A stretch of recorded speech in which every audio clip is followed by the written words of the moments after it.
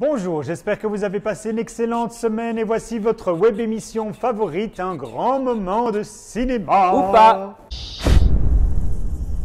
Au programme de cette vidéo, La French, White God et Retour à Ithaca. Plongeons dans le passé, partons à Marseille et découvrons l'histoire de la French Connection selon deux points de vue, celui du bon et celui du truand.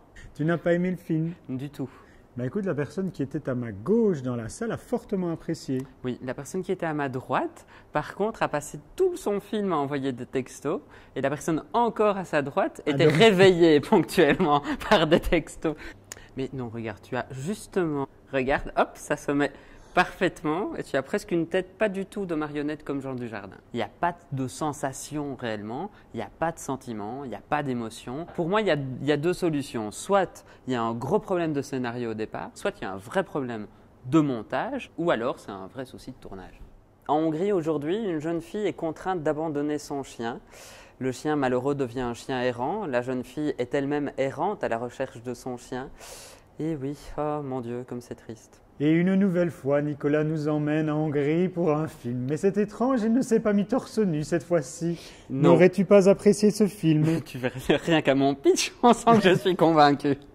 Je n'aime pas les chiens. En tout cas, pour moi, je pense que la même histoire avec un chat, peut-être que j'aurais pleinement intégré. Mais réellement, Nicolas, je pense que c'est un vrai souci de départ. Mais même dans la construction, enfin, ça m'épuise. Non, je peux pas partager et voilà, j'ai certaines limites. Mes limites sont là. White God a eu énormément de prix internationaux, donc comment est-ce que tu peux... Marion Cotillard a eu un Oscar pour son interprétation dans La Môme. C'est incompréhensible. Ça, c'était pas dans La Môme. Non. Mais tout le monde notera mes grands talents de composition. De comédien, oui, ça c'est sûr. De retour à la Havane, Amadeo retrouve ses amis d'adolescence, ses amis de jeunes adultes, de jeunes révolutionnaires quelque part aussi. Et c'est le moment de se dire un petit peu toute leur vérité, une mise à nu, lente, complète, qui, le temps d'une nuit, permettra à chacun des protagonistes, à chacun de ses amis, de se révéler, si pas aux autres, peut-être avant tout à soi-même. Nous partons vers un film de Laurent Cantet qui avait fait il y a quelques années Vers le Sud avec Charlotte Rampling lorsqu'elle se faisait draguer par de jeunes Africains. Oui.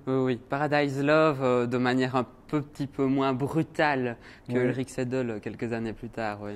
Et c'est en faisant des repérages pour ce film-là que Laurent Cantet est parti à Cuba. Il a fait de nombreux voyages par la suite à la Havane, notamment pour 7 jours à la Havane, un film à sketch dont il signait un des courts-métrages. D'accord. Et c'est là qu'il a rencontré le romancier dont il adapte et avec qui il adapte ici. Enfin, c'est pas réellement une adaptation, mais ils partent d'un de ses romans et à partir du personnage d'un de ses romans, ils ont fantasmé ce long-métrage. Mais c'est une écriture à 4 mains ou bien l'un a donné beaucoup plus d'impulse dans l'histoire? Alors c'est une écriture à 4 mains, mais seulement Laurent Cantet a quelque chose est très humble et donc dit quelque part que ce n'est pas tellement lui qui a amené le scénario. Ce que lui a plutôt amené dans le scénario, c'est la construction, c'est une certaine dramaturgie en fait. C'est un film bavard, c'est 5 protagonistes durant toute une nuit qui se racontent leurs 30 dernières années. Oui, mais je ne dirais pas que c'est un film bavard pour autant. Ils sont dans un dialogue, il y a des moments denses, il y a des moments chants, on est dans différentes communions. Et alors, il y a une focalisation sur les visages qui expriment énormément de choses et qui expriment peut-être plus de choses quand il n'y a pas de dialogue, justement. Ou quand la personne reçoit une information plutôt qu'elle ne parle, la manière aussi dont le regard peut dire autre chose que ce que dit la parole. C'est extrêmement juste et c'est ça qui donne aussi cette impression documentaire, c'est qu'on a l'impression que les gens se mettent réellement à nu et qu'ils n'interprètent pas des protagonistes. Eh bien Nicolas, nous allons rester là pour cette émission. Moi je pense que j'irai voir les pingouins à Madagascar ou encore Paddington. Qu'en penses-tu? Oui, ça on aime bien, dès qu'un film est un petit peu censuré à cause de propos sexuels. Au revoir.